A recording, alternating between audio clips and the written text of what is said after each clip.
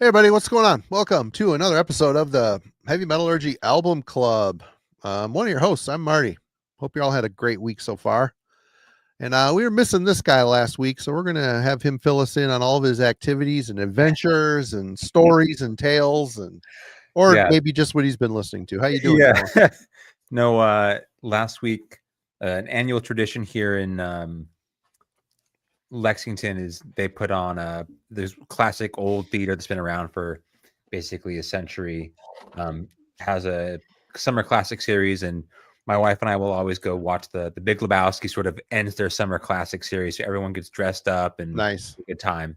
nice. And so I made a promise to go watch that. Anyway, it was a good way to spend a Wednesday, but I missed Album Club, so happy to return here. What's been going on with me? I am a little over 2 weeks away from for anyone who potentially, if this hasn't come across your radar, I've got a big ultra marathon coming up in a couple of weeks. So this past weekend spent a lot of time out in the sort of trails and mountains here around Kentucky. But so in terms of things that I've been hold on. Okay, go ahead. Maybe you should tell all the fine people in the chat how many miles you're running. So I'm running the race is 100 miles through the sort of western part of Virginia. The Yeti 100 miler is the official name of the race. So I know the Yeti, the Sasquatch, the all those things are, I know, popular source of conversation here on Metallurgy. But big fan. But I still just wanted it to sink in, everybody. He's going to run 100 miles, and he's done it before. I mean, that to me is bravo, but crazy. It's crazy. Well, still love you. We still love you, but it's crazy. I'll come back and report and see how it went. I'm sure, but anyway, your Album Club brothers will be there in support and spirit, and hope the best. Hope for the best. Just be careful. Only in spirit. Only in spirit, not in body or running or anything. Oh wait, here we go. Is this a 3-day? No, it's a one and a whole. Yep, it'll be. My goal to try and be finishing it around 15 to 16 hours. So that'll be the goal. But I think the cutoff for John, just so you know, the cutoff's 30 hours. So if I don't do it in 30 hours, they boot my butt out of there. They come find which ditch you collapsed in, and with the raccoons and the dead squirrels. Yeah, that's when they'd send the search party, right? Yeah. they let you know, they cut you off. But anyway, you're gonna do just fine. We're there for you. Fine. Let's see. So just a little bit of, I guess, a promotion here. I did a review. This came in the mail today, actually. I did a review on the newest prescription record, Desolate Divine. Marty got his copy. Very nice. Yep. So, I was halfway editing that, and I said, you know what? I need to have this. It's really good. Yeah. So anyway, that came in the mail today. If you haven't caught my review, I posted it about a couple weeks ago, I guess now. But when I'm in the sort of mountains running, there's like a very specific world that, and I see Tyler's in the chat. This will speak to him. It's kind of stuff I end up listening to.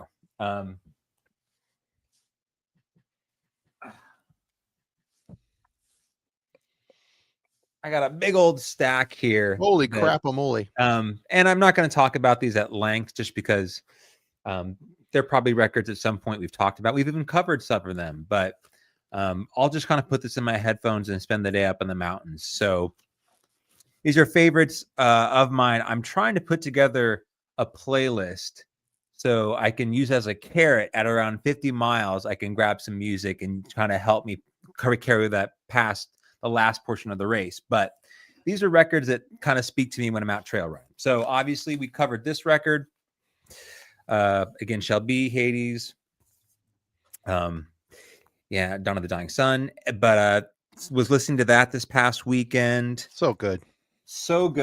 It just, for me, this is the kind of stuff when I'm out all day. Perfect time of year. Outdoors I want to listen to. Moon Sorrow. And course. Personal favorite of mine. RCR license. So anyway, that's like all together. There's a day up in the mountains. I'll just kind of be spinning through that stuff. So listening to all of that over this past weekend and just kind of knocking out tons of miles. Anyway, that's been what I've been mostly spinning. Not a lot of time to sit in this room, but plenty of time to sit with my headphones up some doors. Right on. Well, it's good to have you back as always. And yeah, Logan, how many miles are you running? Not 100, so I'm doing great.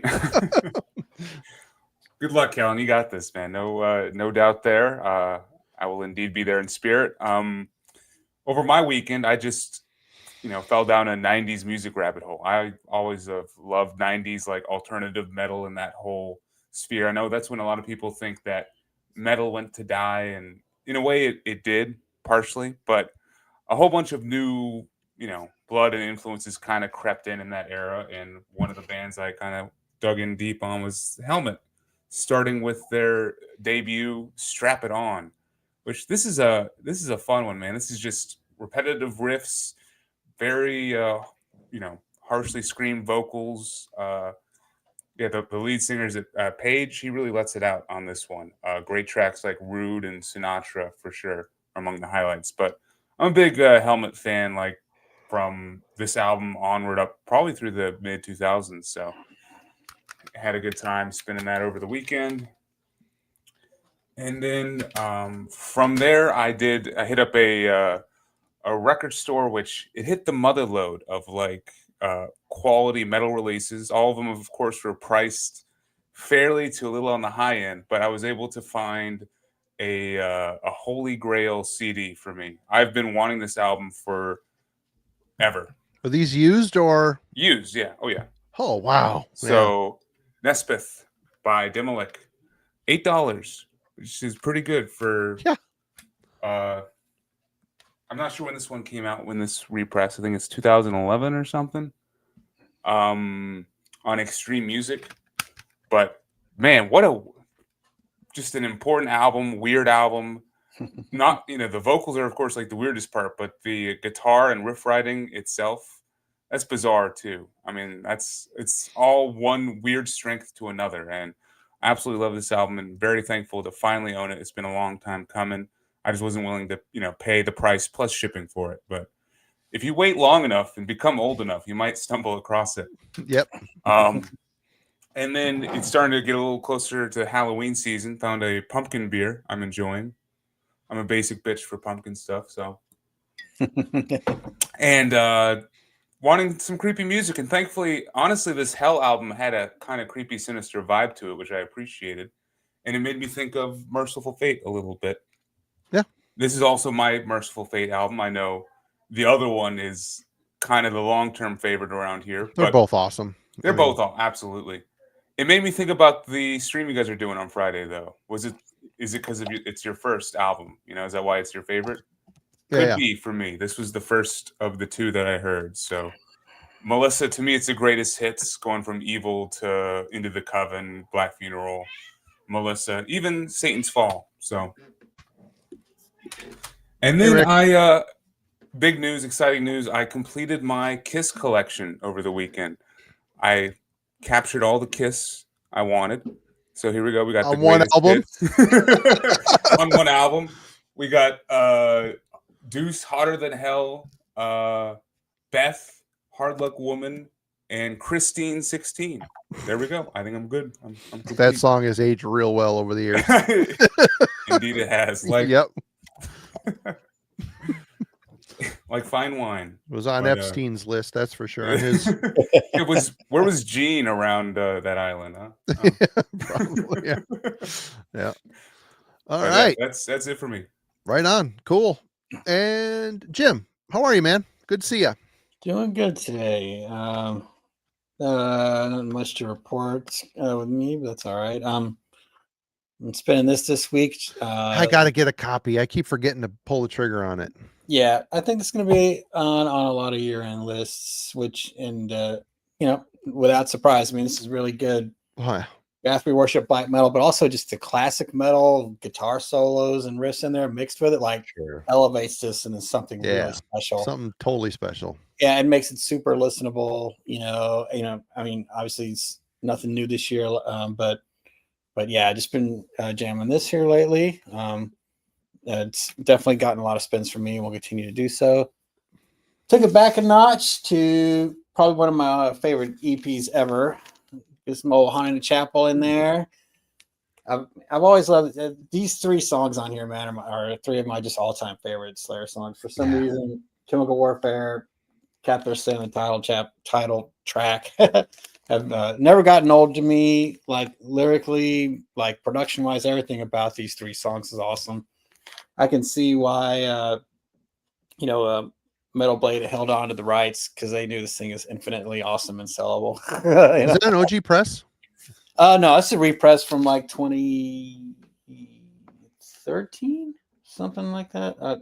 I can't find the year right now, but yeah, they made it look like an old press. That's what. They did good, man. It's nice and matte, and I like how it's got the lyrics on the back, printed on the back like that. Yeah, that's kind of cool. So yeah, and also, last week I brought up a blind buy that worked out really great. Obsession or whatever. And here's one that did not. The Six and Violence, Let Us Pray. This is some old. I have never even heard of that before. Yeah. Well, what's interesting, this is what got me to buy it. It's got this letter that they include with it. Like this, obviously, it's an OG, and it says,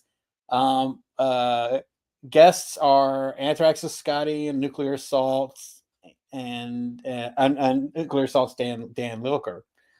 And it's this funny little letter talking about why metalheads should check this hardcore band out. It's full of like grammatical errors, like it's hilarious. And I'm like, okay, I've got to buy this, right? And it was cheap anyway.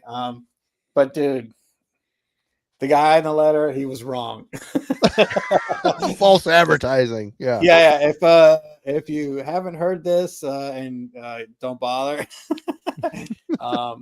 I'd say just a super like really boring vocal delivery. The riffs themselves are okay, but like there's just no, in my opinion, there's just no energy or aggression in these vocals, and it just really saps the joy for me out of this what could have been like a decent hardcore record. But the letter's funny and cool, so right. Yeah, I should probably take a picture of it and post it in the comments or something. I don't know, but anyway. So yeah, just I wanted to share a little bit of pain there. We've all done the blind buys that did not work out, and this one was mine.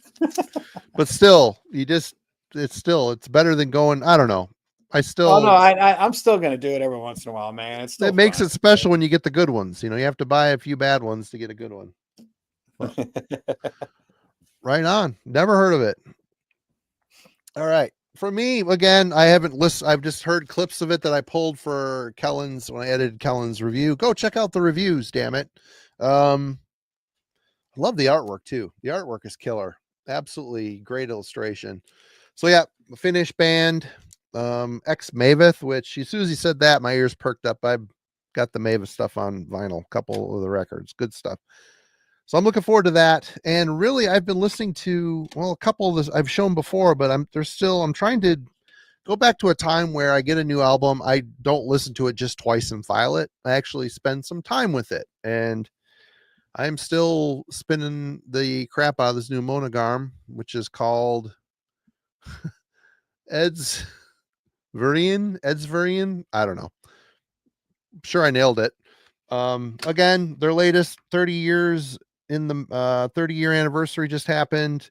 Viking metal, some black metal influences, a lot of folk on here. They tried to combine everything they've done in their 30 years into one album. And you know what? They do it really well. I keep forgetting to check where these guys are from, but Grob, Cremus. Yep. I hit this a couple times this week too. It's just really well written, really great sounding. It sounds Norwegian. I don't know if it is. I like I said, I haven't looked, but it's Prophecy. They did a really nice job on the digipack. It's a really nice digipack. I'm getting to the point where I'm the booklet's like attached to the kind of nice aesthetic. Even though I typically don't like digipacks, that one's done really well. Excellent black metal. This one, I've got a bunch of their CDs. I'm finally getting through them. This is Alderon, Nos Revendrons Immortels. I think this is their debut. This was when they were a band. They actually had a drummer. As they moved onward, they ended up employing a drum machine or drum software. But this is really pretty solid, melodic sort of, but aggressive black metal. I can't remember where these guys are from either. I did not do my homework leading up to this. But Tyler, okay, of course Tyler knows who they are. You could go on Paragon Records and buy all their records for like $20. I got like 4 of their albums for $20, and then I got the newest one here recently. I haven't listened to that one yet, but you know what? I'm a sucker for the drum machine stuff. I just am. I grew up kind of liking it. I burn out on it, but now I'm kind of swinging back around where it's kind of fun again. But this isn't. Apparently, this is a real drummer. Really good, aggressive stuff. Alderon. It looks like Alderon, but there's 2 A's. I don't know. Check them out. Pretty good stuff. And lastly, yeah, someone gave me this one. This is Azazul with the Fleshly Tomb. German black metal, raw, aggressive. I think a member of Moonblood was in this. I think this is a done. They're not together anymore, but you know what? This isn't lighting the earth on fire type of breaking any new territories. It's just unrelenting, kind of like Moonblood was, you know, pseudo melodic, but really harsh and aggressive black metal. I threw it on once. Pretty good. I'll keep it. It's good. I liked it. And yes, I've been listening to some Hell, which is what we're talking about today. And for those of you unfamiliar with Hell are were an English heavy metal band from Derbyshire, formed in 1982 from the remaining members of bands Race Against Time and Parallax.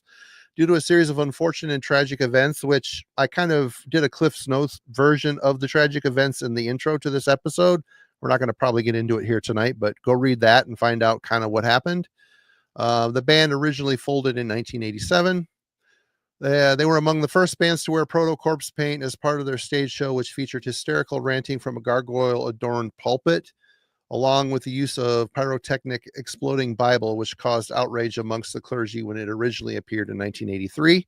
Although they were largely ignored in the media and record companies in the 80s, their music became known through the underground tape trading phenomenon, and the band achieved a degree of cult status. In 2008, they were reunited and were signed by Nuclear Blast. Their first full-length album, Human Remains, was released in May 2011. The album topped at 46 on the German album chart in its first week of release. But we're here tonight to talk about their second and seemingly final, or is it, album, Curse and Chapter. This came out in 2013 on Nuclear Blast Records. And Logan, first impressions. Did I do you dirty, or did you get over it and end up when you finally listened to the right Hell? Yeah, I had fun with the Portland Hell for a couple days, but I did find my way over to the UK and got the right one, and I did get over it. I did successfully get into it. The interesting thing was kind of, as you alluded to, I had a lot of questions going into this week with this band, you know, with them being from the new wave of British heavy metal scene and only ever releasing demos, and you know, seemed like there was some promise and then gone, and then all of a sudden, you know, they're back like 30 years later on this full length in particular. Like, what happened? What, you know? So I did research into it, and it is indeed a sad, tragic affair. Yeah. But what my main question though was, you know, how much of this was actually going to sound like, you know, a NWOBHM album? Was any of it going to sound like a NWOBHM album? Like, what was going to be remaining in these guys' sound, you know, 30 years later? Plus, I knew you had mentioned the Andy Sneap thing, so I was expecting kind of a modern upgrade and a clean technical wash of whatever NWOBHM grittiness there was. And I mean, that's kind of what I got. That's kind of what I felt like it was for the most part. I mean, it sounds like a modern heavy metal album with some power metal feel in the choruses and the kind of instrumentation, because it does have that borderline extreme metal, like double bass drum work and stuff, and even like more sharp thrash riffs at times. But then every now and then I would hear like this nod to like a 70s hard rock sound or something a bit more of what I would typically associate with NWOBHM. So I felt like they did retain some of their their original, or what I was assuming was their original. Like I had never heard the demos and stuff, so I was assuming they retained some of their original influence. And then sure enough, you asked the question, and I did indeed go into the demos a little bit earlier today, and I think they retained a little bit more than I had initially thought. So I was impressed with the first spin, and yeah, to me, this band did not feel rusty or not inspired going into this album. They felt like they had purpose and wanted to form a new legacy with their sound versus trying to recreate whatever it is they were doing, back in the 80s. Right. You did more homework than I did. I did not check out the demos. I was very curious to do so, but I never got around to it. Jim, what were your thoughts? This is the first time you've heard this band? This is the first time I've heard this band. Like Logan, I expected with Andy Sneap, on the guitar and doing the production, that it would be clean, and it was, but not to this album's detriment, man. I think it really just highlighted the shred-tastic riffs, man. I really love the riffing on this. Just it's very unique. They really rode this like really great line of like early thrash, late classic metal type riffing, but with just crazy like scales and pick notes and hammer-ons and pull-offs and like stopping mid-riff and almost like odd time here and there. Not much of that really, but just like enough technicality to keep everything sounding really fresh. I mean, there's just so much going on guitar-wise. Like it really kept my ear perked up the whole time. The leads are fantastic. I love the harmony playing on this. It's so clean and memorable. And each song I think is elevated because of those harmonies. And really, man, I got to give props to Kev Bauer's brother, who they ended up doing the vocals. David, yeah, that guy does a great job, man. And he's not even like his day job. I think he's like an actor or he's something. A theatrical actor. Yeah, he's like, how is he pulling off this great metal vocal, like with like really just not even being, into the genre or something? I mean, I don't know. He sounds awesome. He's got a great range. He's all over the place. Great vibrato. He can scream really well. And man, the lyrics are just awesome, dude. They're super catchy, memorable. Just an album long indictment of religion, which I can so get behind, and most of all, like it's done with just like, like tons of snark and sarcasm and just and memorable lines, some of it maybe, like too on the nose, like Something Wicked This Way Comes. I mean, obviously that's a pretty played out song title and phrase, but still, even the way that he delivers that line on that chorus is really unique and has a bounce to it and like a playfulness to this heretical diatribe that he's spewing for like and that's two words you don't hear in the same sentence very often, playful and heretical, but that's really what this album feels like to me. And no, man, this was a joy to listen to. And Logan, like you, I checked out the demos, and the demos are awesome, man. Just like, it's obviously that's full NWOBHM there, very, very theatrical vocal delivery, which, according to what you said, Marty, and what I read, goes in line with their stage show. I've watched some stuff. They're awesome live. I mean, they get like the David's on stilts like the furry Baphomet pants and out there. No, With, oh, it's just awesome. It's just, I'm gonna have to check that out. I know Kev looks pretty evil just in the screenshots I've seen of him. So I'm like, yeah, I think I got to check out what these guys look like on stage. But yeah, man, and one thing I like what they kept from that era, into the new is, they do all these like wonky keyboards on those demos, like basically like when like Geddy Lee first started playing around with them, what I mean? Like it reminds me of that, and they kept that. They kept that sort of like really early synthesizer, almost kind of goofy sound of the keys. That they brought that on the new record. They didn't shy away from that, and I like that was one of the sort of like throwbacks to that earlier era. Was something kind of quirky that they glommed onto for the new album, and I think it was a nice connecting fabric for me, to what had come before. So yeah, first era or new era, man, hell rules. yeah. All interesting, because I texted Kellen the other day. I'm like, man, I hope that, I wonder what Jim and Logan are going to think, because this is pretty awesome, and I don't know if either of them are going to like it. I didn't know the wild card, but hey, right on. Logan or Kellen, how are you? Good. Yeah. So I guess I'll try and be a little more concise. Like this was also new to me. I had not heard this. Oh, I thought you had known it. Oh, that's why I was like so flippantly like, oh, these guys, I hope they like it. I didn't know that you hadn't heard it this week either. For sure. Okay. No, like, because it was 100%. And I'm going to get into your question. Like I was paying attention to this stuff, but I completely missed, especially during this time period. But I missed this record back in 2013. First thought was, what the hell is this? Second thought was, this is not an NWOBHM record. Third thought was, this guy really does not like Christianity. Like I thought, I thought like this is 100% going to be Jim's thing.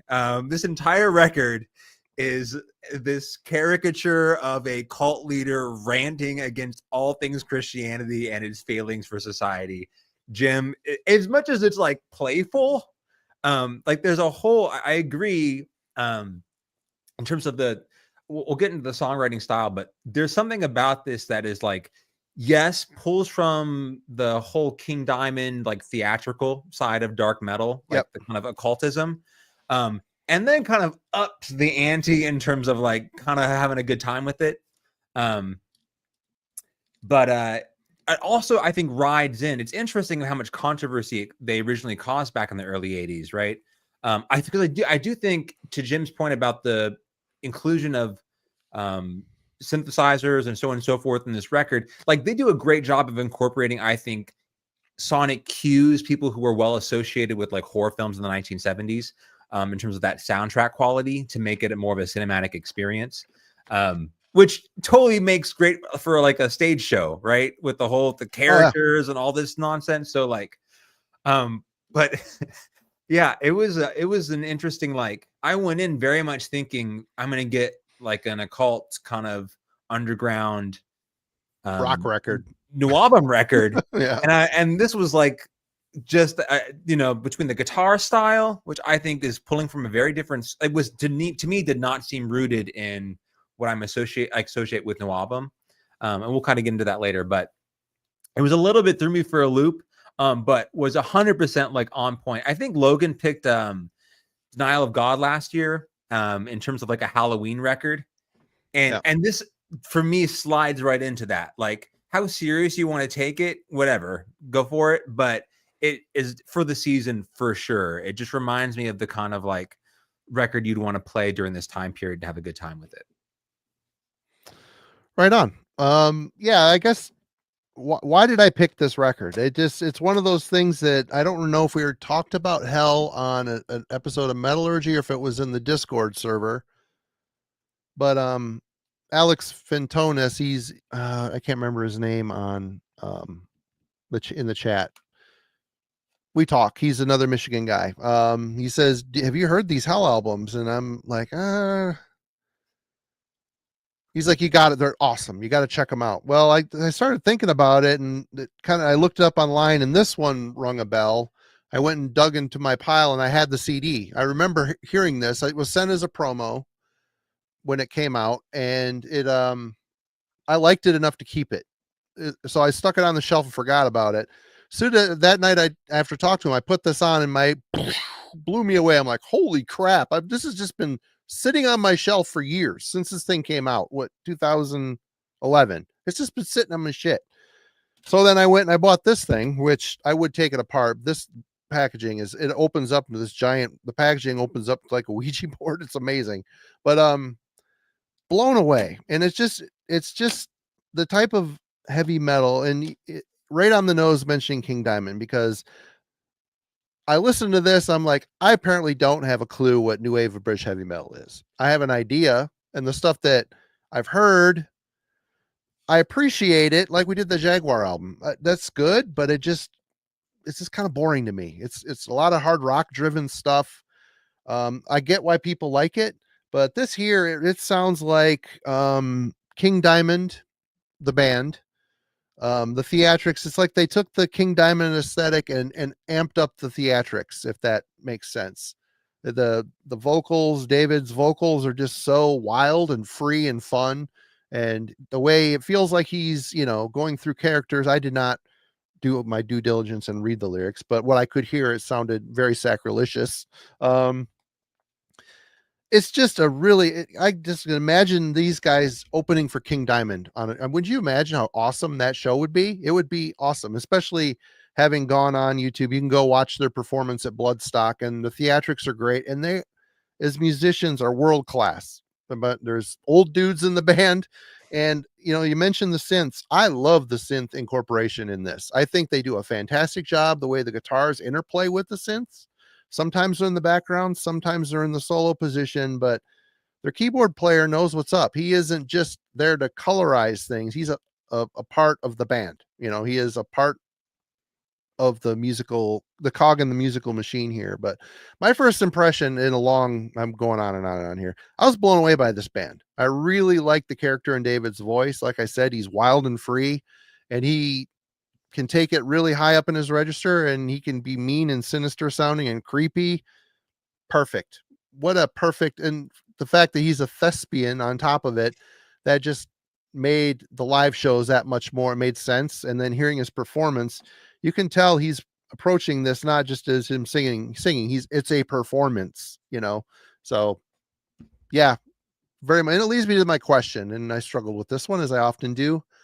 Other than bands like Iron Maiden, Judas Priest, Venom, Raven, and a handful of others, it seems rare that bands who began during the formative years of NWOBHM, they had much traction moving beyond their often underground beginnings. Hell reformed in the early 2000s with many of the original members, so there's that connection to the past. But I'm curious how you think this band seemed to rekindle the spirit of their old material while making it feel fresh and new almost 20 years later. If you think they even did this, if they did indeed accomplish this. And I guess, again, I don't really know what new wave. If this is new wave of British heavy metal, then I'm missing the boat on a lot of stuff that Alan's got squirreled away in a box in his closet. Because, yeah, this just bangs. Anyway, Logan, thoughts? Well, I'd say that's a good question. First off, I mean, that's, as I said, that was like the first question I thought of when kind of diving into this and realizing they're from NWOBHM originally. Albeit they're a little bit later, kind of coming into the scene in 1982, and we've definitely discussed how kind of flash in a pan the NWOBHM scene was by like 1983. If you hadn't released an album, you were kind of, too slow for the draw. But yeah, going into this, kind of wondering, like, does this sound like their demos and stuff? Does this actually tie in to NWOBHM? And the impression on just initial listening is no, not really. Like in parts and pieces, it does. Like there are some times, some riff sections and like the instrumental that have that more hard rock kind of 70s feel. But for the most part, it feels like kind of heavy hitting, almost power metal, like just sick heavy metal.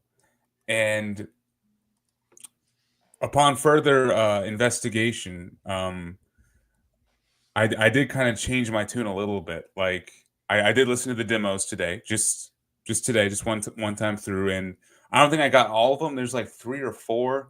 I found a compilation that's about an hour long on YouTube that contains, it just says the 82 to 86 demos, and many of those songs actually end up on that Human Remains album. Mm-hmm. So I think that kind of translates a bit more to that album specifically.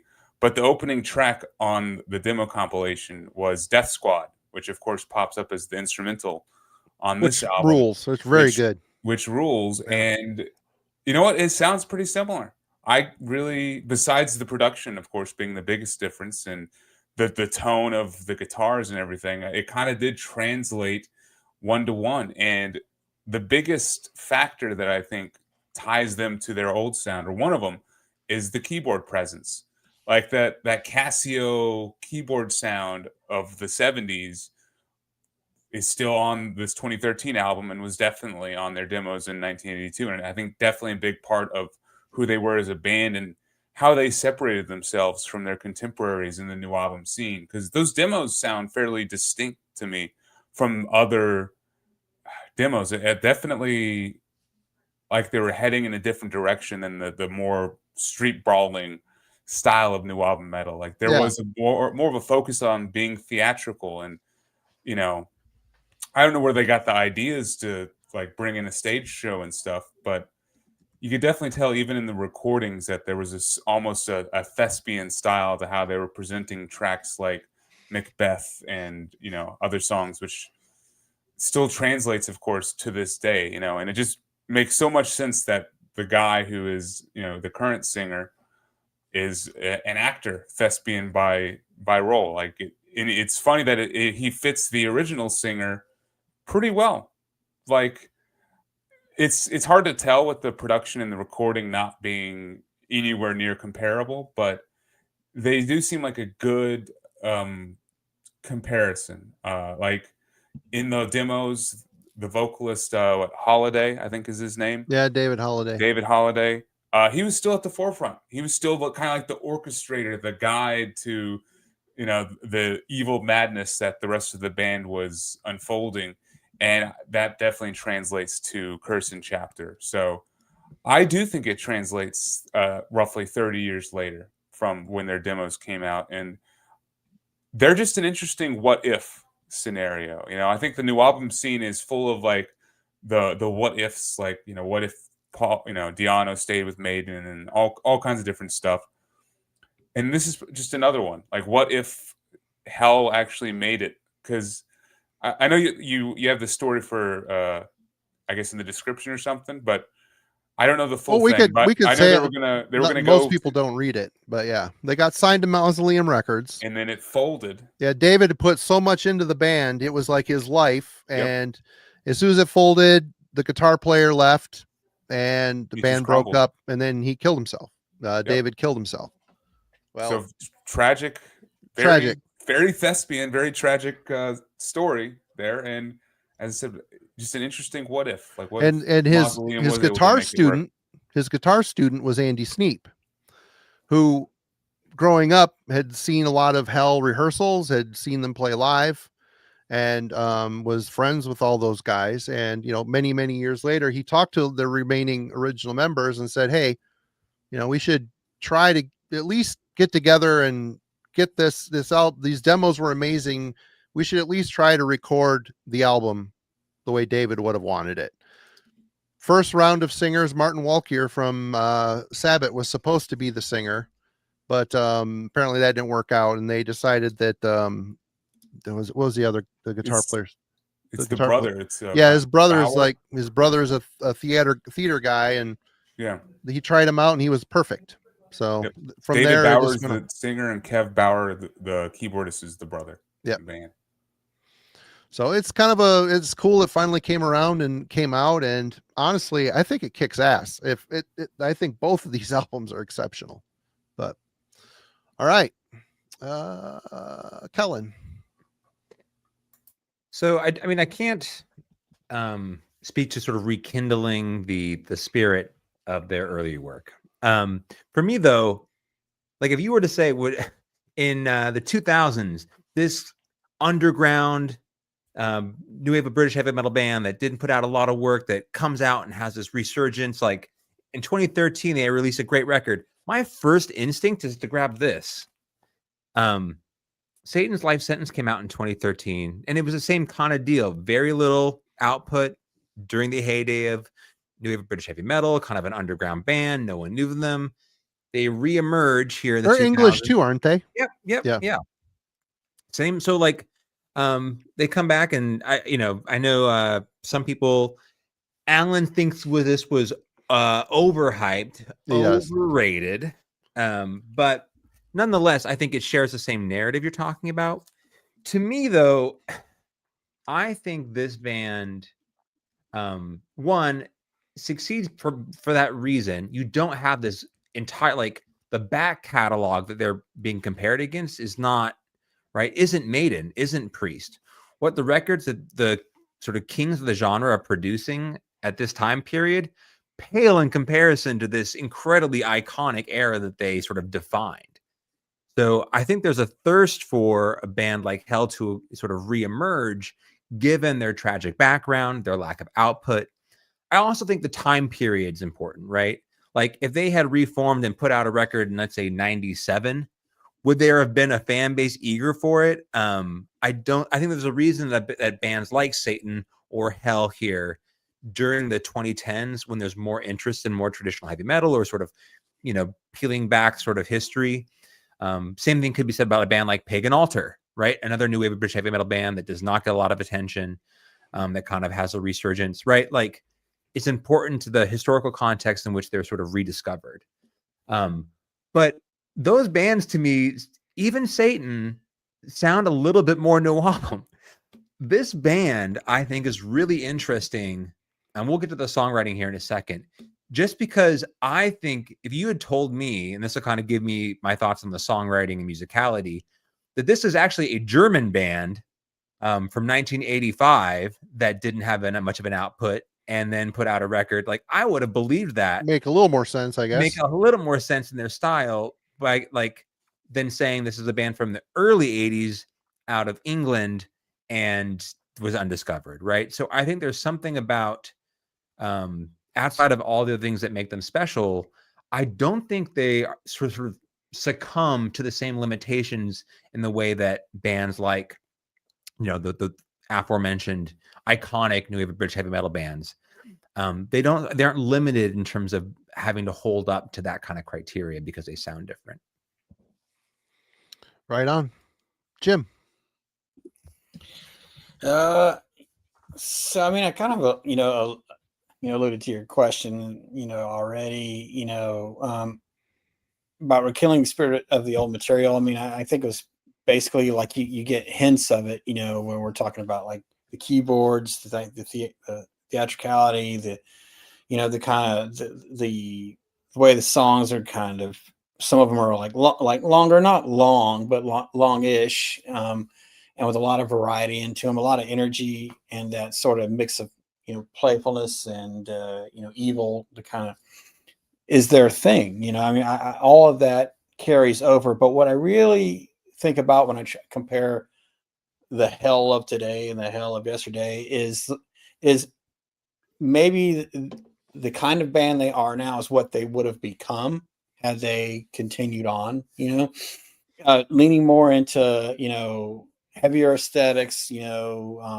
double bass, faster alternate picking, thrasher influences and stuff like that. But there isn't a lot of that NWOBHM in there. So it makes it more stark when you're comparing the two. Though I will say, Harbinger of Death specifically, well, that's a Race Against Time cover. Oh, no. So yeah, that makes sense. Which now I want to check those guys out, because that song rules. Yeah. Yeah. And that was, I guess, his band before Hell or whatever. So I know High Roller put out a reissue of that, but yeah, I want to check that stuff out too now. But so I kind of think that it it has the heart of it, and how could it not, right? I mean, it's got 3 of the original members, the bass player, the drummer, and the guitar player. So, but it definitely is hard to kind of put them into that NWOBHM realm. It's almost more like I don't know, there's so much going on here. I've had trouble sort of like genre specifying this record a little bit. I like, some of it's just straight classic metal, a tiny bit in NWOBHM in there, there's some thrash in there, maybe even a little bit of power metal on the choruses, the way that the vocals are delivered. So, but that's great, right? I mean, that's great that you can't really pin it down, but yet it isn't like trying to be different, yeah. It just is different. And I think that, when you don't try so hard, it doesn't come across as, it's not pretentious at all. In fact, it's kind of over the top and almost kitschy, but it's still delivered with such venom, and the lyrical delivery and the kind of bile in the vocals, but also just the precision of the attack of the guitars and everything. Like it has this really great balance of darkness and accessibility that's hard to pin down.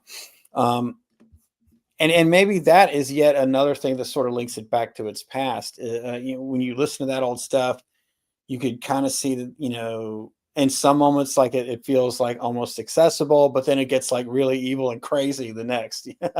And again, that's a great combination. I mean, that's kind of part of what heavy metal is. You can let your layman friend hear a little bit of it, and they're bebopping along, and suddenly they'll hear, yeah, or something that's just going to be like, dude, turn that off. And it's those moments that we love and what makes metal. So,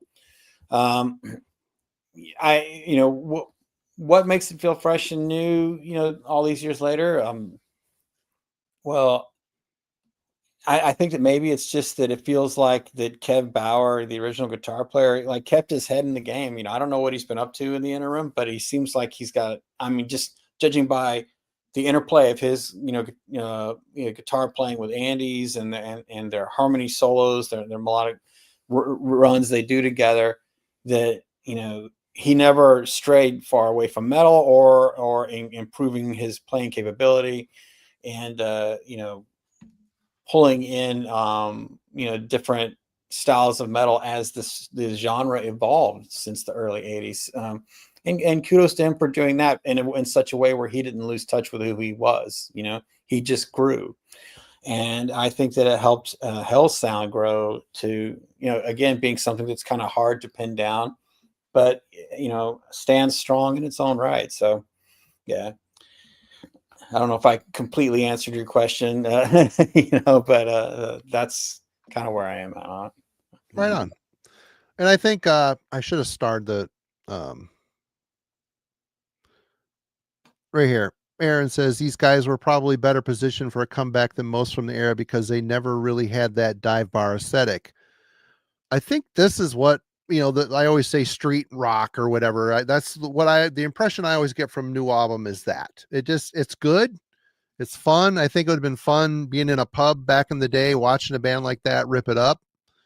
I mean, but it just wasn't going to stand the test of time. And then a band like Hell comes along, who might have been a bit different for the year that they were playing, writing stuff. Again, I did not check out the demos. I need to circle back and do that because I do like the band enough to do that. They're already maybe a bit different than the rest that were doing it. Bands like Jaguar and Angel Witch and all that other stuff. So I think their sound, again, having heard The Human Remains, which is mostly the first album that they were working towards when the band broke up and David killed himself.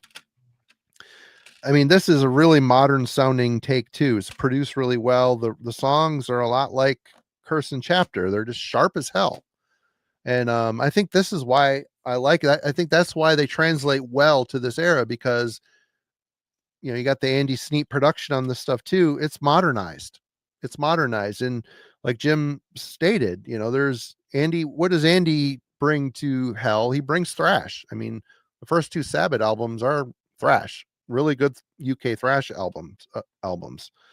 So you get, Kev and him together are going to combine the old and new, but they complement each other so remarkably well. Like the lead lines that they link up together are just perfectly tight.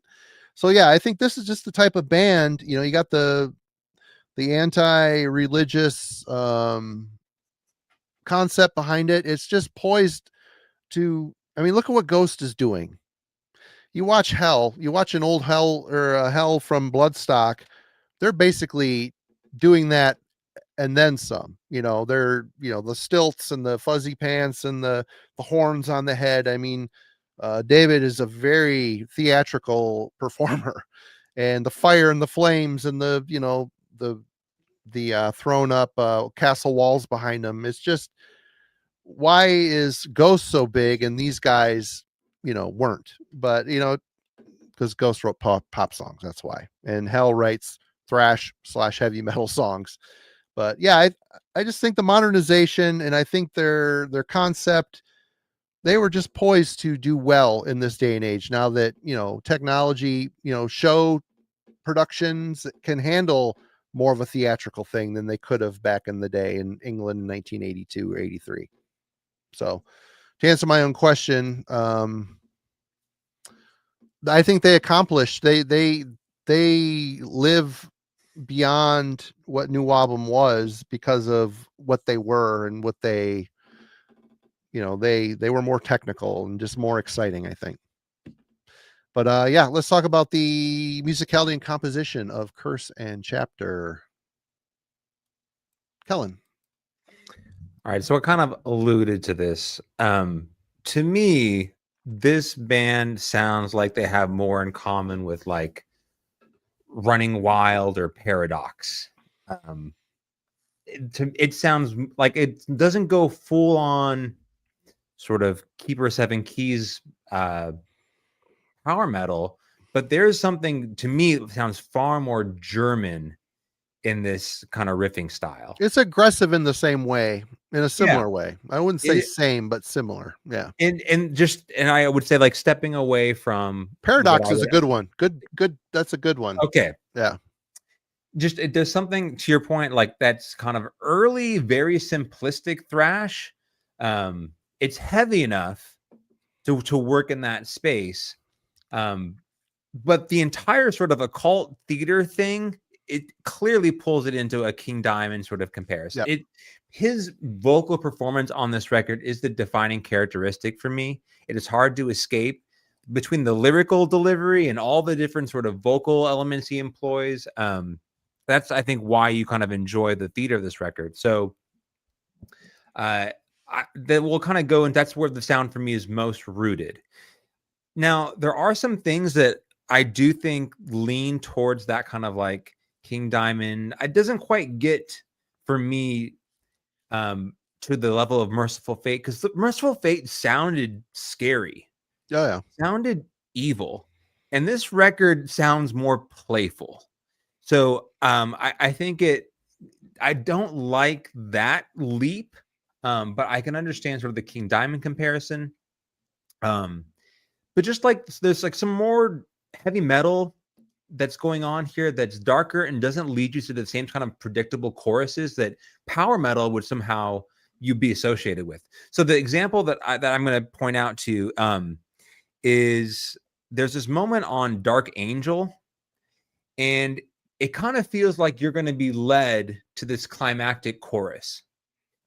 And instead of you getting there, he sort of recedes, and there's a larger choral group that comes in to sing along with him.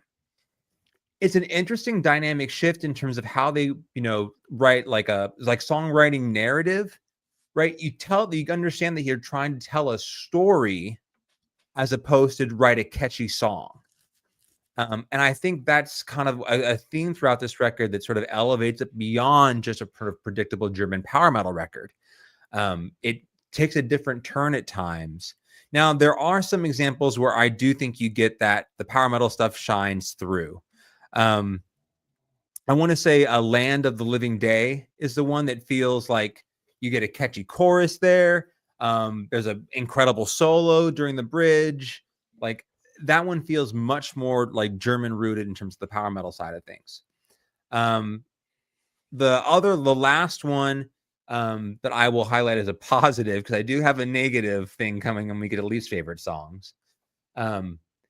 The Vespertine logo, the closer to this album, I love the synth inclusion there, and there's a weird sort of like haunting vocal element that's included. It's probably the most cinematic moment, and it finishes this record. I think it's just a really cool way to close everything off and sort of dial in how this is meant to be sort of like a broader sort of stage experience, not just like a record. I do think probably seeing this live is how this is meant to be enjoyed, as opposed to, as much as this record at almost an hour long, it sometimes feels a little bit taxing when I was listening to it. I felt bad picking it. After I picked, I realized how long it was. I'm like, oh shit, they're gonna hate me. I think and if you did this for an hour long on the, on stage, you would never be bored. I'm sure all the different like costumes and whatever things they would employ would make it worth your time. So, but I think that is best captured on the closing track here. So with that, I'll kind of pass it on and let everyone chime in what their thoughts are. Logan. All right. Yeah, I think it's gonna be interesting hearing what kind of stood out to everyone here first, because this could almost be like a litmus test. When I first listened to this, I was like, oh man, Marty snuck a power metal album in here. I knew it was going to be a power metal week, but sure enough, it wasn't. I was wrong. That was what stood out to me first. Was it's a very vocal driven album, as Kellen mentioned, and in the individual songs, to me, they come off very chorus driven. Like the focus is building up to the chorus and like kind of having a story that builds up to the chorus, and then, leading you from that to the next one. And to me, that's kind of what ties the album together. And when I look at the individual songs, that's what I hear the most. And then outside of that, it's the vocal performance from Mr. David Bauer, which initially I didn't realize he was, a thespian. And I couldn't help but get this vibe of like, why do I feel like I could be on Broadway right now? What is going on with these different, vocal phrasings and how he is occupying like different characters and stuff. And, and then sure enough, I look into archives and he is indeed a professional actor and stage performer. So I felt affirmed, and it's not an Avantasia level thing. So I was able to get past that. But that was potentially one of the things that made me think power metal in the beginning, is just how much vocally David is able to stray as he's like, telling the story of the song. Like he'll have like the more whispered vocals, then he'll do like these crazy what is it, track 2 or I guess 3, the Disposer Supreme, where he does the I am the Disposer Supreme at the very end, like the death vocals. He runs the whole gambit, You even get this kind of like drunken bard thing going on at Deliver Us from Evil. So, which I'm still not sure what to do with that one, truthfully. But I'm typically not a fan of this influence when it comes into my metal, and I'm kind of hit or miss on this album, because some tracks I actually really enjoyed it for it being present. Good mention of Dark Angel again, Kellen, as one of my favorite songs in the album. And I think it's my favorite song on the album, actually. Yeah, I think I like it more because of the added, theatrics of the vocals and how it kind of builds and then, ends on a more somber note of like spoken word. But overall, he's a versatile vocalist, and he really runs the gambit of being like Halford style screaming to something a bit more extreme to everything in between. Instrumentally, I think that's kind of when I settled on the fact that this is not a power metal album, and I kind of do think it does just end up being a modern heavy metal album. Like if you want like a slick, clean slab of heavy metal that is for, I think basically everyone could get into this. This is a good album for that. But instrumentally, I think it kind of embodies that. With the riff department does bring some like sharp thrash riffs to it. Like there's a bite to some of the riffs on here, especially cats doing cat shit. Figuring a way out into that. Yep. Let me see. End of Days has some sharp riffage on there.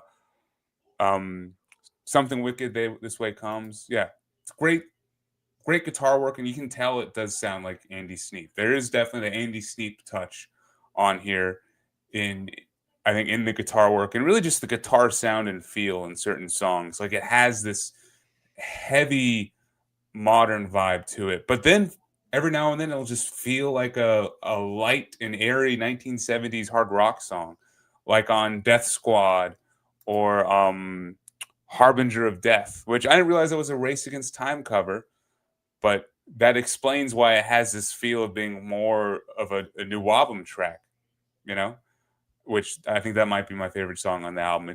It's fun, it's playful, it goes back and forth between this fast jammy part and just a really sinister vocal delivery from Mr. Bauer.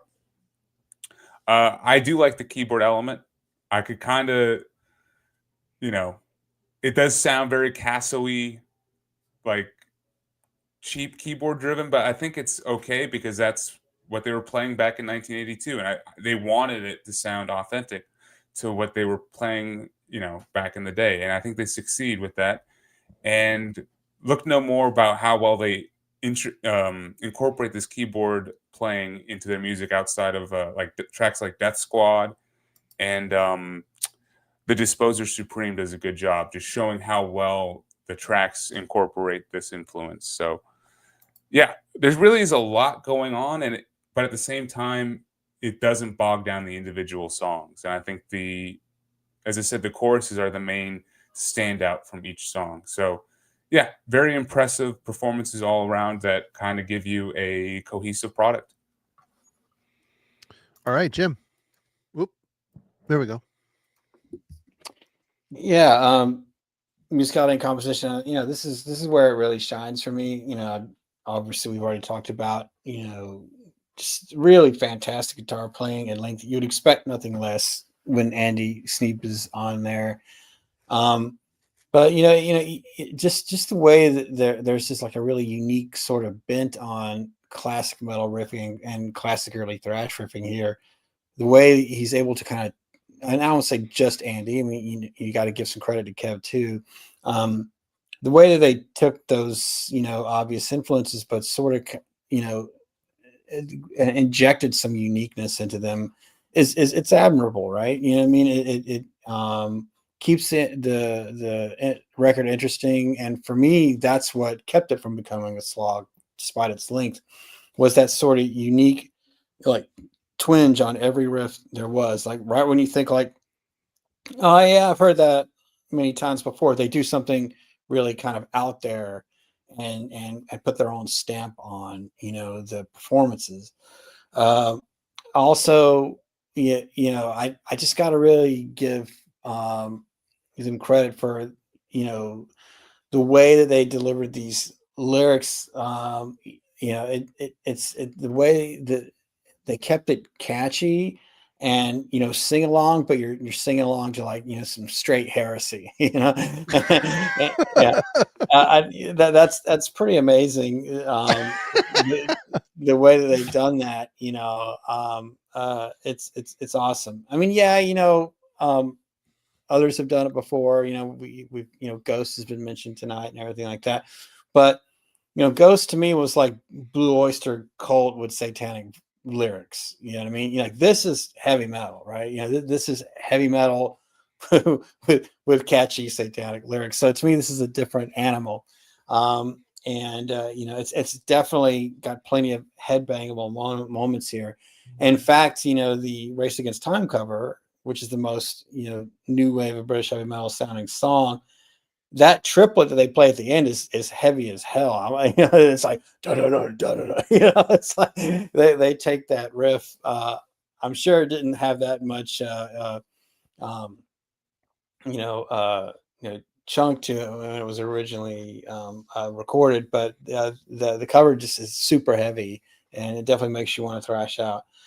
But when they put like a lyric like it, I love how they embody the message in such a way where you can really feel it. There's like underneath the playfulness, there's some real emotion about it. How he's there's a song where he talks about how he was basically indoctrinated as a youth to be afraid as as he was growing up. And one of my favorite lines on the whole album is on End of Days is, it's, fear your God as God is your fear. Like, I just love that, and anyone that's grown up in, that kind of hell and brimstone church, that like style that I did, you really relate to that. You really connect with that. And, and that's, I feel that, that his, the lyrical delivery really comes from a place of experience where, taught to, obey or you'll burn, when you are taught that as a child, and it's kind of like drummed into you, 3-4 times a week, in a place to worship it never leaves you completely. You know what I mean? Even when you reject it, like you still got this like fear that you're doing something wrong deep down inside, which makes me and people like me like in turn get even more pissed off about it. And I love it when someone is able to take that and make some just really pure, strong heavy metal with it. And that's exactly what they've done here. And it certainly made me like connect with it. And again, it's like, the enunciation here in terms of that performance is so clean and clear. You understand every single word he's saying, even when he's screaming, even when he's giving it that full metal attack. And so you're never far away from the message. You're never far away from, what they're trying to convey. And you just want to have a good time and sing along with it. It's got both. It's not, it's not like so like, emotional where I'm like having flashbacks of like, people, slamming Bibles on my forehead. It's more about, hey, we know this is, we're older now, we've got open eyes. We know that was all crap. Let's just have fun now and make fun of it and play some metal. I love that sort of mix. You know what I mean? There's a sort of maturity about it. In the face of all that theatricality, for me, there's a maturity in the delivery, and certainly a maturity in the musicianship here, which is very, very high level. So yeah, these guys hit the nail on the head for me in all those different ways. I think there's just a lot to offer up here. There's moments where it doesn't come off quite as well, like there's the intro thing, which I think goes a little too long, leans into that stage show kind of thing. But the best thing about it is the line, "In a world of divinity, only the human remains." Like I really like that. I think that's pretty cool. But the Age of Nefarious is awesome. I love that. This is the dawning of the age of Nefarious. You think he's going to go to that 70s thing, and then he just gets all.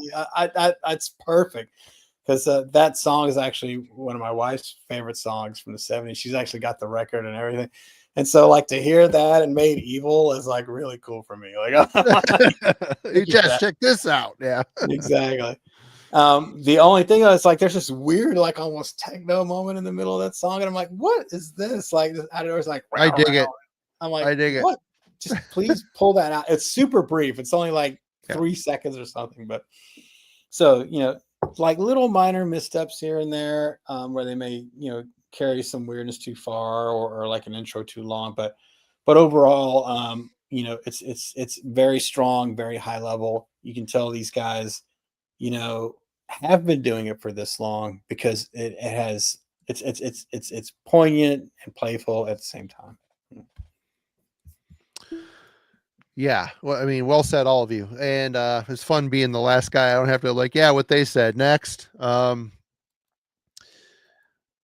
right, musicality and composition. There's a lot to unpack on this record, and it's a bit intimidating at first, but a couple of people in the chat mentioned, the more you listen, the more that it does. This album reveals a lot to you as you get going into it.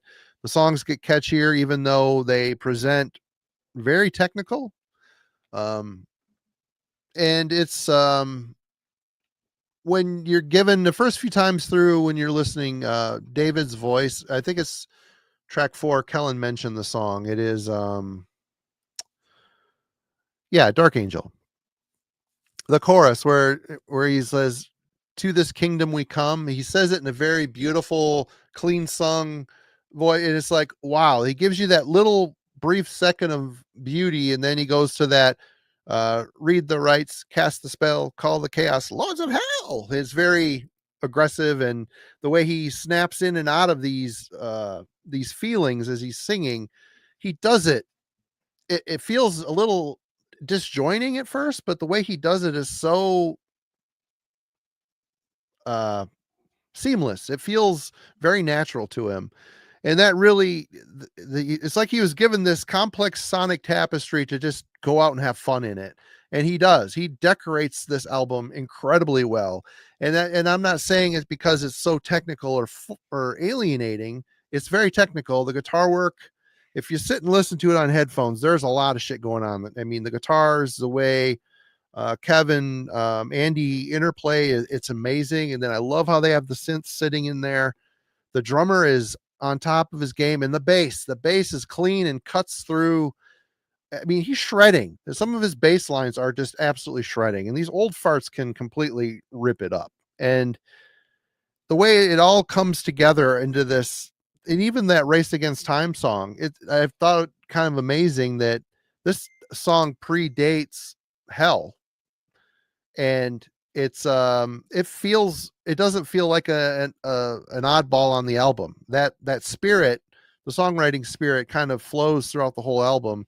It's just a very vibrant, well-written, and it's an exciting record because, the more you get used to the album, there is a certain feel and direction to this album, but it still feels exciting on the journey. You don't really know what's going to happen in the vocal lines. Kind of keeps you on your toes. And for the songwriting, the composition, I think there's a lot of thought that went into this. This doesn't sound like a lot of just jamming it out in rehearsal space. It seems like a lot of pre-planning. The musicians, all of them are high caliber musicians, and they created something that had a lot of thought put into it and a lot of skill, and the results, it's sad that they're not talked about more. So hence why I picked it. Let's talk about the production. Kellen. Dang it. Oh, there we go. Okay. So, points of criticism here for me. I'll probably be a little bit harsh on the production. This feels to me like a bunch of older musicians who had spent decades in obscurity got a nuclear blast recording session. Because I mean, there's really nothing to say poorly in terms of like clarity. I agree in terms of if you were to put headphones on, or you had like a really competent sort of way to listen to you'd hear the complexity of the arrangements, the interplay between the musicians, all the different sort of vocal elements that have been thrown in. If you look at like the backing vocals in terms of the track listing, they're pretty extensive. There's a lot of people who are contributing to this record beyond just the key musicians. To me, though, it just has this like, I don't want to say like an elderly metalhead sound to it, but that's where I kind of go. Is if you had, were someone who did not have the kind of production or did not have the output, and you had a big budget, this is what a heavy metal modern record would sound like. And there's, for me, that's kind of a detriment. It just sounds too fleshed out in a way that I don't actually get the sense of like urgency or energy, because it's so well curated. And I just kind of came away with it being like, this does not feel like a metal record for my generation. This feels like if you loved a band, you know, that you grew up with in the 1980s, and they had a 21st century big budget production, they would sound like this. I'm sure fans just immediately, I absolutely, sounds like this is the nicest person in the world probably, but it sounds like a Darcy record, like a Darcy 6 strings record. Like, I just mean that in a complimentary. He's probably the nicest dude in all of you. Oh, he is. Darcy is the best. Right. He rules. But the same way, like, if a modern whatever Maiden record, a modern Priest record, a modern, like, those bands, I don't gravitate towards their newer stuff just because it feels like you'd have to be entrenched in terms of a fan to appreciate sort of the progression and where they stand today. So the entire time I listened to this, I really had nothing to complain in terms of like the quality or the clarity of the production, but just the life and the energy felt incredibly sort of like an elderly musician who had become sort of complacent in terms of the sound and wanted to take all the benefits of what a major big budget production could provide.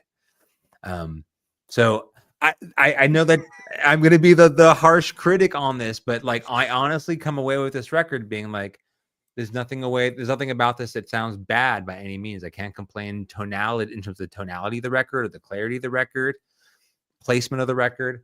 It just kind of sounds like I don't experience the kind of soul that I would want from an early 80s band. All right, Jim. Do I detect a little bit of ageism there, Kellen? I was gonna say, this old guy's gonna have a few things to say when we get to the just a smidge. No, it's all good. This being an Andy Sneap record, I knew what I was going to get into. I knew it was going to be super clean. Well, this is a guy that's producing Judas Priest records now. You think Judas Priest is going to want to sound like an old 80s underground? We got to cling to our underground aesthetic, our underground morals here. No, they want to sound old good. Guys should hang it up. They want to sound good. Yeah, like Eric here, boomer metal. Exactly. Thank you. No, it's fine. I mean, typically I like a less produced sound too. I mean, I get what you're saying. But in this case, like I said, Andy Sneap, I knew what it was going to sound like. And it sounded like I expected it to. But it just doesn't bother me. Either. It sounds great. Because it just I'm old. It sounds so good. I mean, and I mean, obviously, if the music didn't, for me, kill the way that it does, it would be the kind of production that would bore me, right? But the songs are so strong, the riffs are so interesting. Myself as a guitar player, I can't play anything near the capability these guys can do. Me either. So for me, it's endlessly interesting to listen to this, and that clean production style for this particular album, being that there's a level of technicality. And yes, we're not talking about Archspire here. We're talking about well-crafted riffing. We're talking about memorable technicality. We're talking about in service of the song as a whole. Yeah. This production helps that, like, transparency that gives you an insight into what's actually happening on the fretboard. Agreed. And so yeah. Tell him, old fart. That's right. Old man's gonna preach. Yeah. So for that reason, like I love the production because it is completely in service of what these guys are doing on the guitars and on the bass. Like Marty said, bass playing is amazing. Dude's got a great Dee Verney from Overkill style sound, which I love, always have. And as soon as I heard that clangy bass, I was like, "Oh, we're in for a good ride." It was making me very happy. And as awesome as the lyrics and the vocals and the variety of the vocal styles that play here are, without that sort of like huge chorus backing it up, it would lose some of the power. I love that they kind of went all out in the multi-tracks, on that line, through thy kingdom will come on Dark Angel, things like that. Yeah. It makes it, that sort of deep, multi-layered recording process pushes the strength of that vocal, even farther out, into the realm, yes, of accessibility, but also in my world, like a realm of catchiness that I want to return to, that makes it enjoyable for me to hear the album over and over again. And it's not like that I can't listen to Transylvanian Hunger over and over again too, because I do, but when I'm into this kind of a zone, like, hey, I want something to sing along to and hold my fist high and get angry about religion for a while, but also not take it too seriously, and because I'm all those things. I'm a contradiction. This album is full of contradictions. It reminds me of myself. And so it kind of fits right in there. And that clarity that ensues from the modern production, techniques employed here adds to that experience for me. So I wouldn't change it. There are plenty of albums that, like maybe just totally dark, where super clean, like lightens the room. And you're like, this kind of weakens it, or a super clean production can just make it feel like polished and not authentic. But for music that's already theatrical, that's already, clearly enunciated, very, very clean, easy to sing along to, very clean staccato style riffing. You can pick out what's going on and still be, in service of the song, and also impressed by for all the elements that make this album musically what it is. I think the production is essentially perfect for what they're doing. If they weren't as theatrical, if the riffs were noisy and not, precise, if the vocals were more one note or didn't have a wide, range of, keys being hit, or,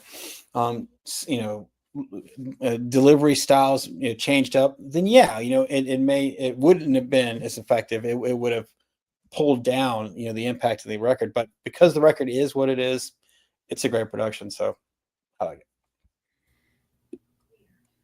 Logan. So I feel like I might be closer to the Kellen side of the divide a little bit here.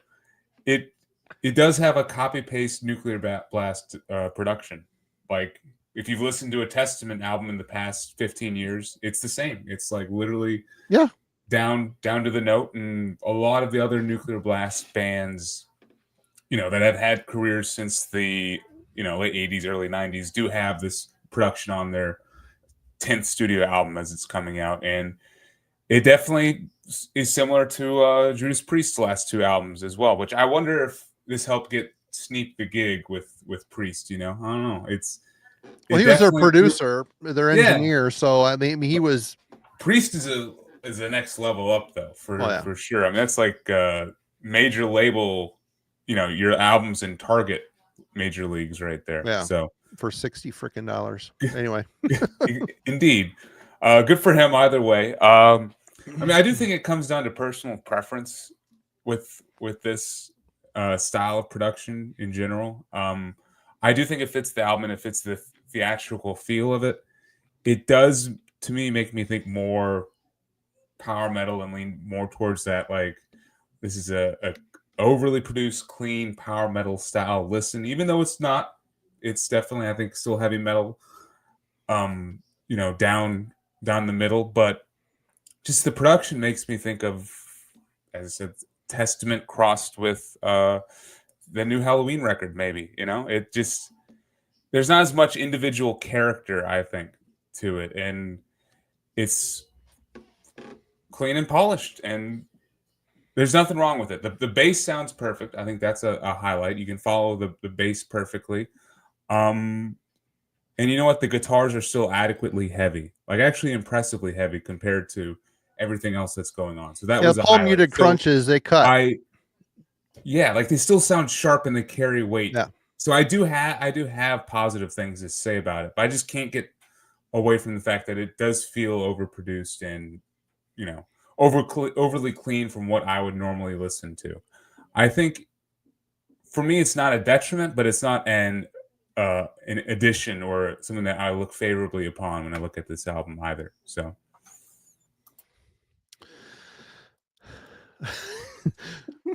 everything that Jim said, I want to say yes to. And I'm going to this album and I listen to it, and the fact that I don't think about the production at all and I can just focus on the music. If this was produced like a Doomsword record where it's a little murky and kind of like it was done in someone's basement or backyard or whatever, back room, whatever, there'd have been a lot of shit you lose. Because like I said, you put the headphones on, there's the guitar interplay, a lot of those finer details would be gone if it was not a slick production. And, you know, you talk about character. I mean, the character is in your vocalist. I mean, if you're listening to this guy sing and you're thinking, oh, this production is too clean, you're not listening to it right. Sorry. It's true. But, I get what you're saying. It does have it's the Andy Sneap production. It's clean, but the guitars, they still have fire. They have bite to them. They cut. The bass, everything has its place in this very busy sound spectrum. And if it didn't have this level of clarity in the production, I just think it'd be a little too soupy. But the songs I think would still stand through, and the production, the performance is still strong. I get what you guys were saying, and it does sound like a Nuclear Blast production. I'm not going to disagree with you. It does, but it's funny. I did not think about it at all until you guys said it, because I'm so focused on listening to this album and how good the music is, and how for a bunch of old guys, it just rips, man. It's so good. And I'm thankful that there is a good, clear production serving it up. Let's go favorite, least favorite songs. Jim. Man, absolutely. It's End of Days for me, man. That chorus, man, fear your God as God is your fear. The line, the way that it's delivered, the riffs on it, the sitar intro,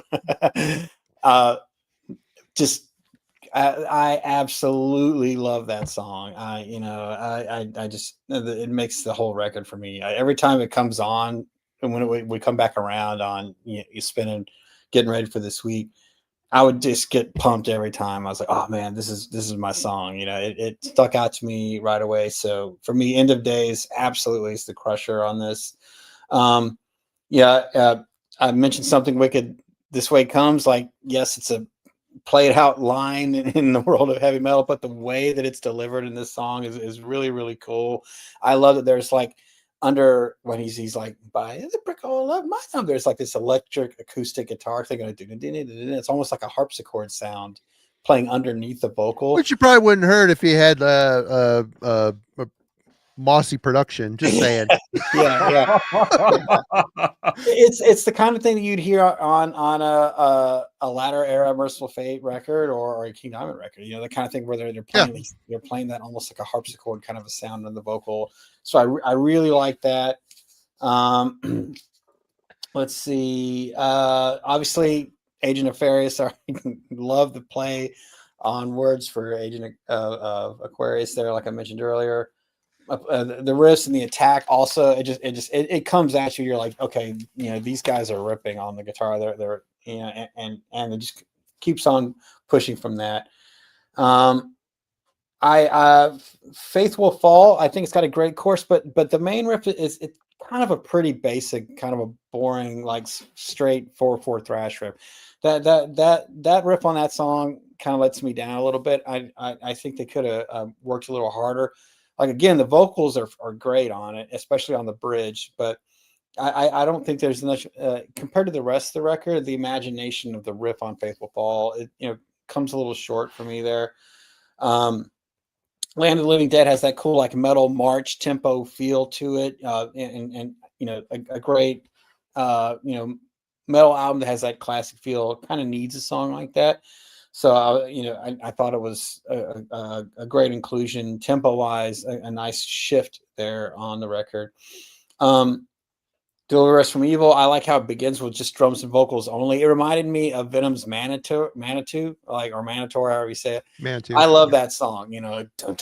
Off at War with Satan, which I think was only on the cassette version, wasn't on the LP. Yeah, it was on the 12-inch single from Manitou. Yeah. And then they must have released it on the cassette later. Yeah. My cassette had it. Not that it didn't have the long version; it had a short version. It was only like 3 minutes. It wasn't like the long one, like it's on the 12-inch. But anyway. That reminded me of that, which is always a good thing if you remind me of Venom. So yeah, but definitely the songs that stick out to me the most were Agent Nefarious, End of Days, Something Wicked This Way Comes. I would have to say, the things that, I think the intro at the very beginning is a little too long. I wish it was a little bit shorter.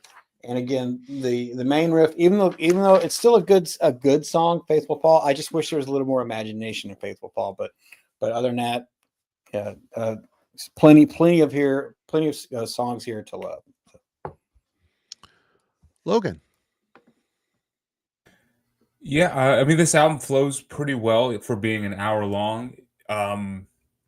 It does drag a little bit kind of for me in the beginning and the end. Like, for some reason, it takes me a song or two to kind of get into the vibe of this album. Maybe it's just how over the top and like kind of thematic it is. But by the time Dark Angel comes on, that's when I'm all in, and that's like the sweet spot of the album for me. Because yeah, that song sticks out. I love how somber the chorus is. It's just such an earworm. I mean, you guys were already talking about it, and I just enjoy how thematic it is as it plays out through to the end of the song. Yeah, mid-paced metal stomper, but it still has that sinister feeling. And then Harbinger of Death, I think, is my favorite song on the album, and I liked it because it has this 1970s hard rock swagger to it, mixed in with the more sinister vocals by David. And finding out it's a cover of a band that predates Hell kind of makes sense to me. And now it kind of all the pieces click in, and it's just, to me, the most fun song on the album instrumentally, and the one that connects the most.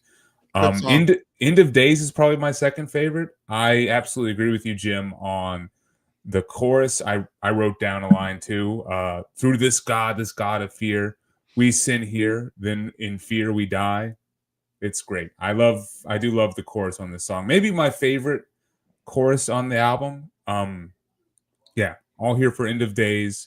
And then Something Wicked This Way Comes. Very sinister lyrics, especially in the verses, talking about being the fly that pisses in your eye or something like that. I don't know. It's cool. You got to be there. It's makes me think of the Black Plague and London and squalor. So well done with the lyric choice there. I do enjoy Land of the Living Dead. It is a bit more of like the stereotypical power metal song, but I do enjoy it, and the chorus is killer. I do have some issue with a couple tracks. Delivers from Evil. Come on. All right. So Kellen. Me too. That's what. Yeah, that's the one I had to. If I had to pick one, that would have been my.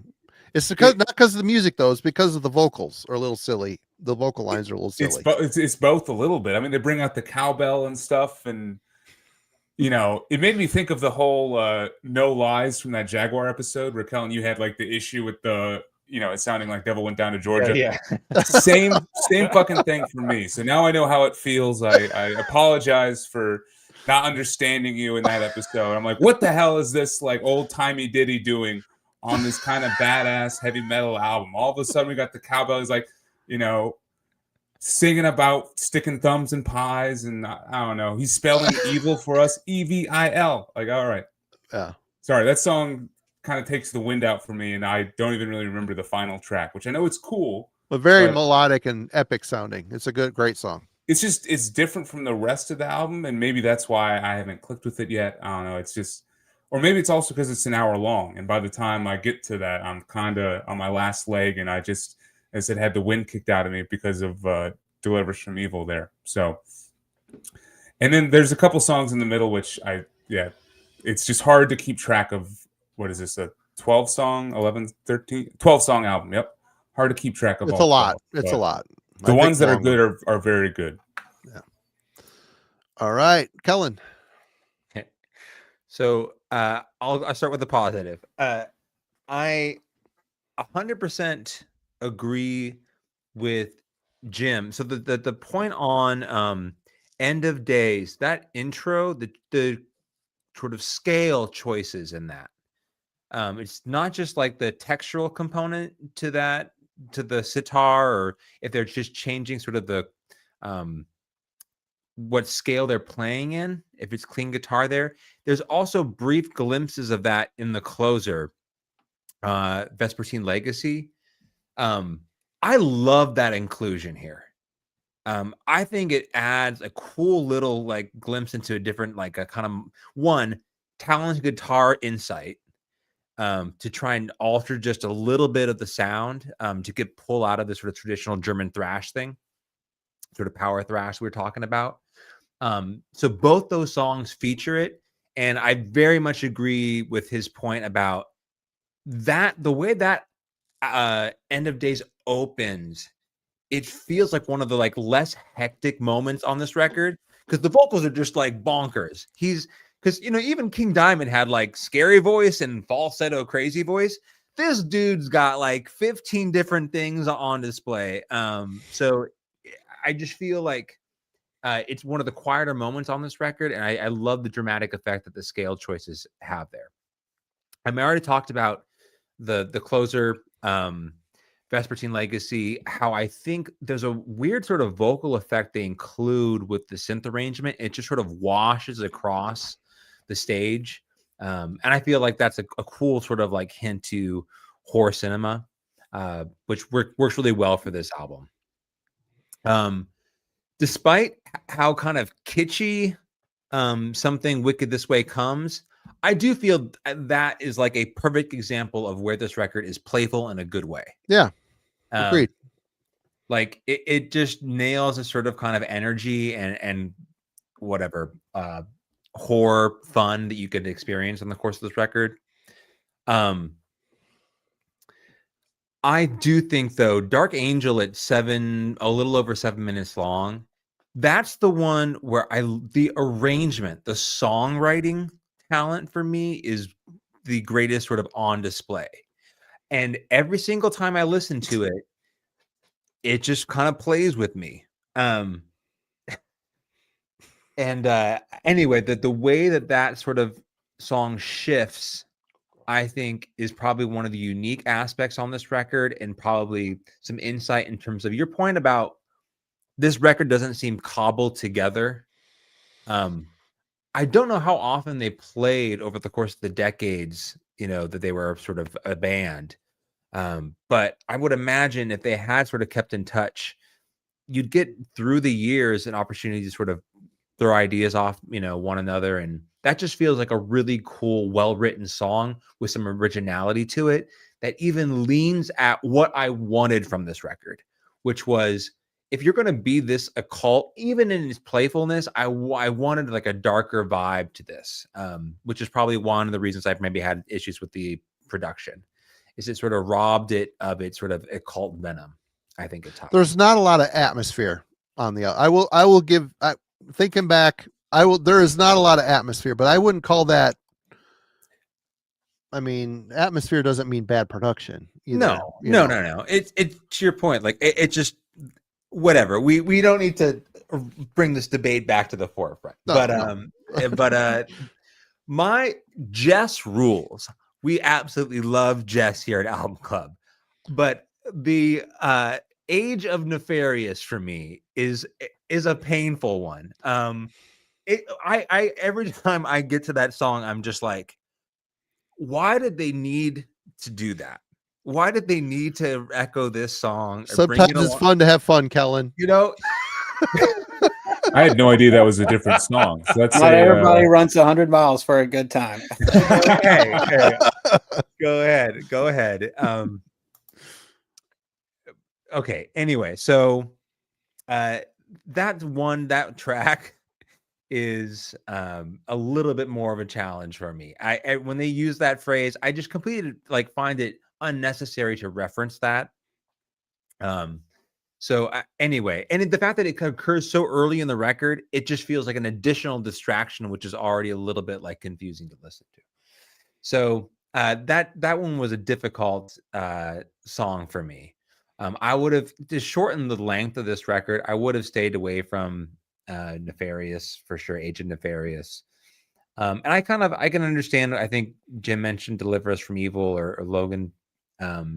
If I'm trying to chip away at this to try and bring it closer to like 45 minutes, those are a couple of tracks that I would put on the chopping block. But otherwise, like, I don't have any major issues with them. Right on. Well, for me, my favorite song on here is Dark Angel for sure. Again, we talked about the chorus. He really offers that really beautiful line and then follows it up immediately with more aggression. It just, the chorus on that song really works well. I'm looking at a mountain of notes here. Sorry. Yeah, it just shows his overall performance being so utterly theatrical, but very controlled. You could tell this guy has got a strong command over his voice, and it tells a tale. So even though if you're not paying attention to the lyrics, you can tell his voice is telling a tale as well. Another favorite song on here is End of Days as well. So much energy in this one, and David colorizes every moment of the composition with those vocal antics. His highest register on the album as well. And the guitar work, my God, just those twin lead lines are just, when they lock up, it's so good. I even really like the Death Squad instrumental. You can tell high caliber of musicians at play here. You got the proggy synth solos that come in to the rototom flourishes. It's just a very energetic track with masterful musicianship. I mean, it shows even though David is a vital tool in this band's arsenal, they don't necessarily need him. I mean, they're so good as a band, that if it was an instrumental music is typically boring to me, but I was thinking about it as we're listening, if there wasn't singing, I'm still engaged enough by just the music, which is very, very cool. I really loved Vespertine Legacy. They really ended it in a very epic, there's some somber melody lines on here too. And he really smooths out his voice a bit, a lot more feeling in it. And it just easing up on the technicality. It gives a kind of a grand atmosphere without having it in the production. There's just more life and flow in that track. Is an interesting way to kind of end the album on a more of a somber note. I like all the songs on here, but Deliver Us from Evil, the thing that bugged me about it's kind of a quirky headbanger. The song the musicality of it really rips, but there's like a handful of the vocal lines and they're like this cheesy gang backing vocals. It really comes off a bit silly, little too theatrical.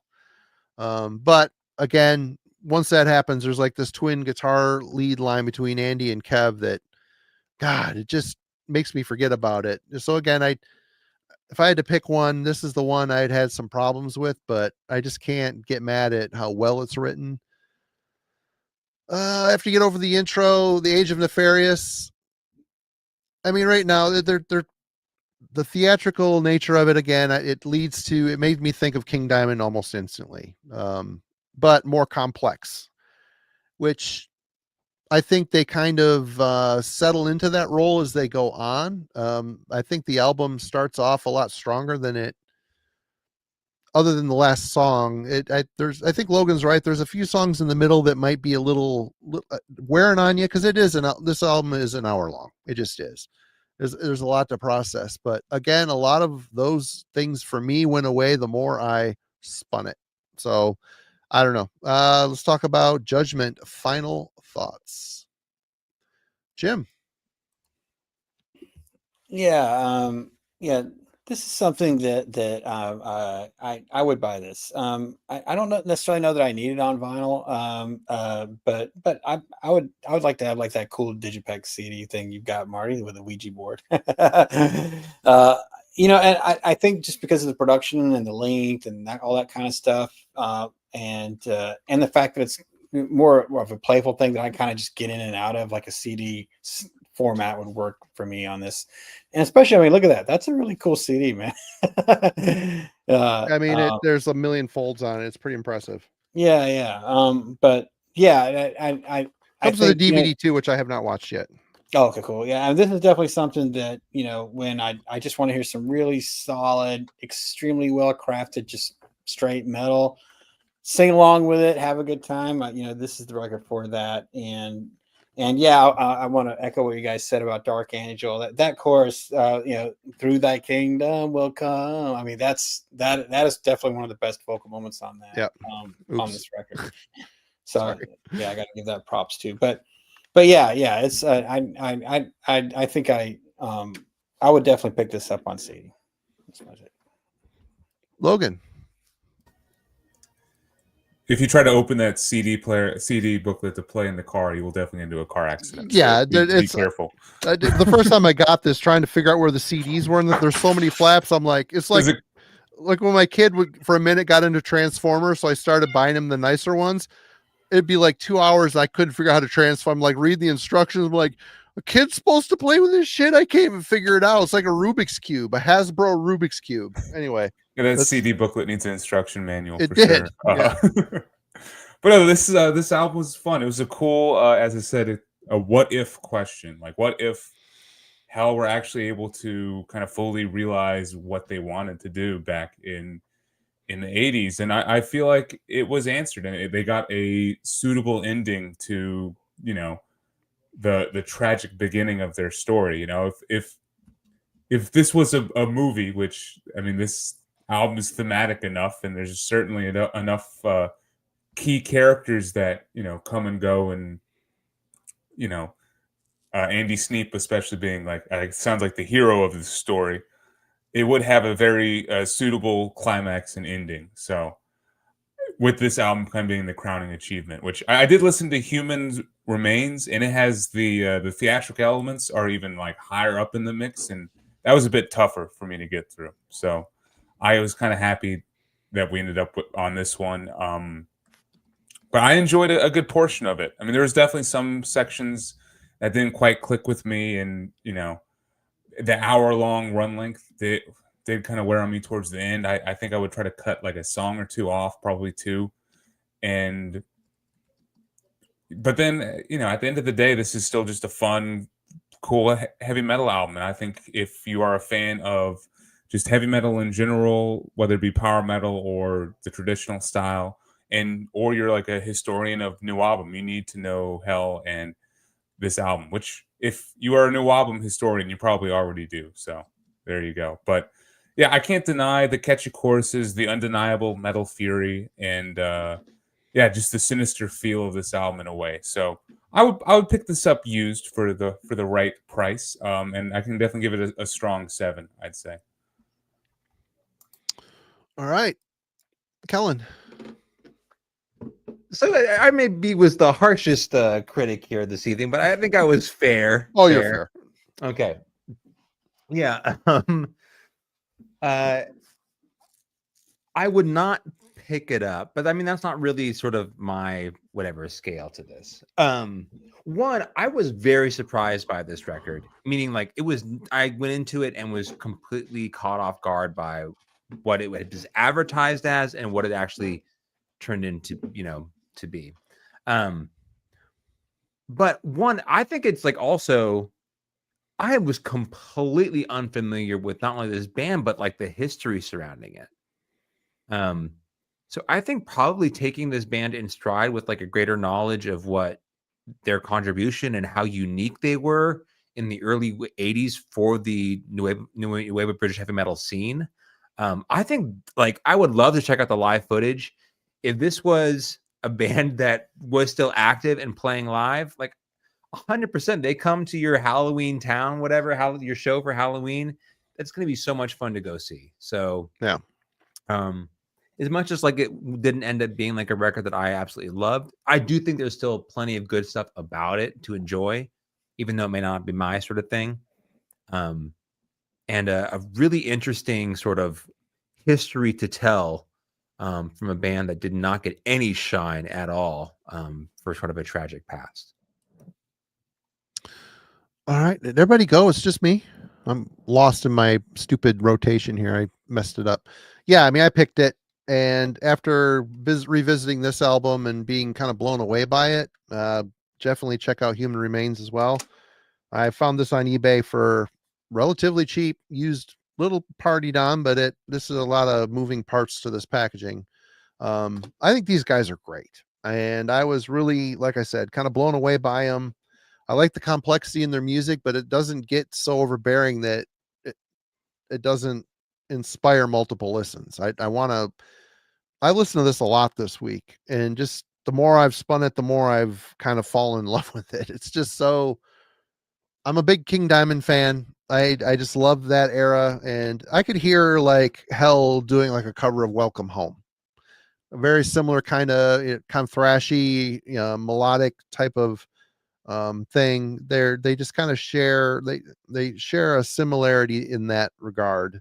But I do think Hell is more complex, busier, and David's vocals are just so endlessly interesting. It's just a fun album to listen to because of the performance. So yeah, all day long for me.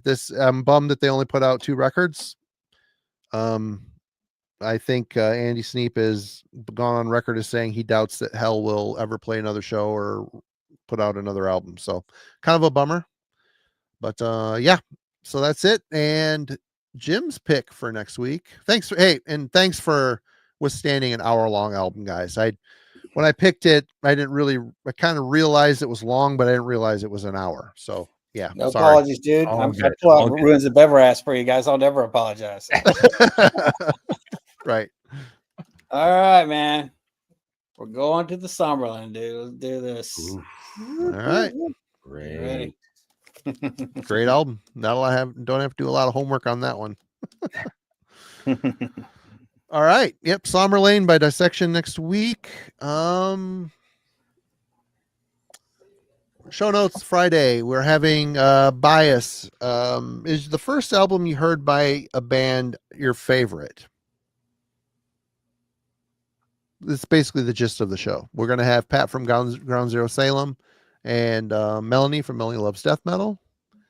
And I want to know, Kellen, other than running 100 miles, what else you got going on? What's coming up with your channel? Anything you got? Anything in the hopper? that is really dominating my life right now. So I can imagine. I don't know how anyone could prepare for such a beating. Yeah. So that'll kind of be the focus, and I won't be doing anything athletic related for the back end of the year once I get done with that. So I'll be able, we'll hopefully still have legs, and they'll be able to sit my ass down and just focus on YouTube stuff at the end of the year, because I won't be doing anything else. But it'll probably be a quiet next couple of weeks, at least for me.